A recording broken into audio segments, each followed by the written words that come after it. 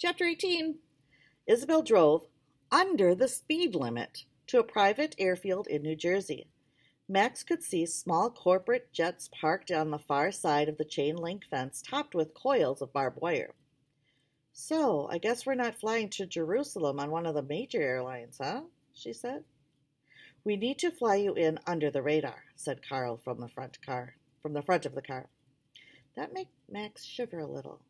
Flying under the radar would mean doing something called Nap of the Earth Aviation, or NOE, a type of very low-altitude flying used by military aircraft to avoid detection by the enemy's radar sensors.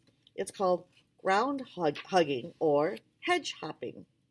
It means you're flying just above the treetops.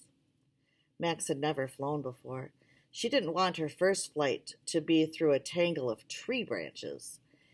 It's just a figure of speech, dear, said Mr. Weinstock, reading the terrified look on Max's face. Under the radar means we want as few people as possible to know you are anywhere near Jerusalem or the CMI. Isabel motored the car up the gravel drive. Security gates parted smoothly as she approached. We are expected, she said. A man who looked like a soldier in dark green flight suit marched up to Isabel's window, and she rolled it down. Your flight plan has been filed and approved with the IDF, said the military man. He handed Isabel an iPad shielded in a thick plastic case. It looked bulletproof. Thank you, Lieutenant, said Isabel, driving the car toward the open hangar, where Max could see a glistening white jet bathed in brilliant light. A motorcycle, with a sidecar, was parked next to it. What is IDF?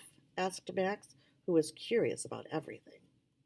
Israel Defense Forces, Carl said. They will be expecting us. Excellent, said Mr. Weinstock. Unexpected visitors in Israel airspace are often greeted by fighter jets. Have a safe flight and a productive journey, Max. Isabel parked the car. Everyone piled out. Mr. Weinstock went over to the motorcycle. This is where I leave you, Max. I will miss our chess games together. You're not coming with us? Mr. Weinstock shook his head. You don't need me any longer. You have Carl and Isabel, and of course the CMI. You have been chosen. What exactly have I been chosen for? Patience, dear. All shall be revealed later, when it's safe. But first, said Isabel, we need to fly to Jerusalem. Is that guy in the flight suit our pilot? Max nodded toward the gate. No, he's part of the ground crew. So when do the pilots show up? We're already here, said Carl. I'll take the first seat for wheels up. Isabel will take over for the landing. You guys are pilots too? Yes, said Isabel. Max felt a little queasy. She hoped Isabel didn't fly the same way she drove. Mr. Weinstock was straddling the motorcycle and strapping on his helmet. I'm going to circle back to the stables, he announced. I'll make certain Dr. Zim didn't do any irreparable harm when he visited your friends. Max was shocked. Dr. Zim visited the stables? Well, we hope he didn't, said Mr. Weinstock, but we must assume that he did, or he eventually will. Not to worry. I have the keys to several lovely apartments for your squatter friends to move into this very night. Our benefactor has paid their rent for a full year. Seriously? Said Max. Seriously. Well, who's this benefactor? I want to thank him. Perhaps at a later date. You two will meet, and you'll be able to thank him in person. Mr. Weinstock pulled on the helmet. Enjoy the flight, Max. Do well and do good. Make the world a better place.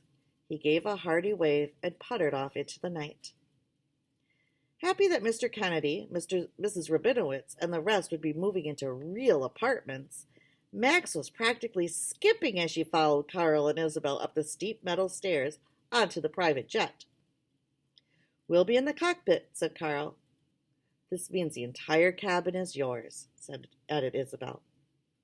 There's food and beverages in the galley, Carl continued. Help yourself to anything you'd like. Once we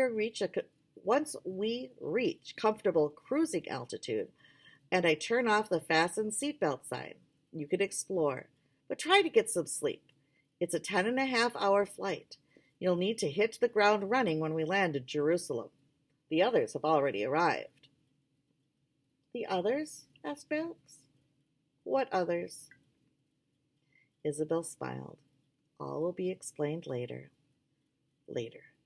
That seemed to be when a lot of stuff was going to happen. This whole thing doesn't make sense, she said.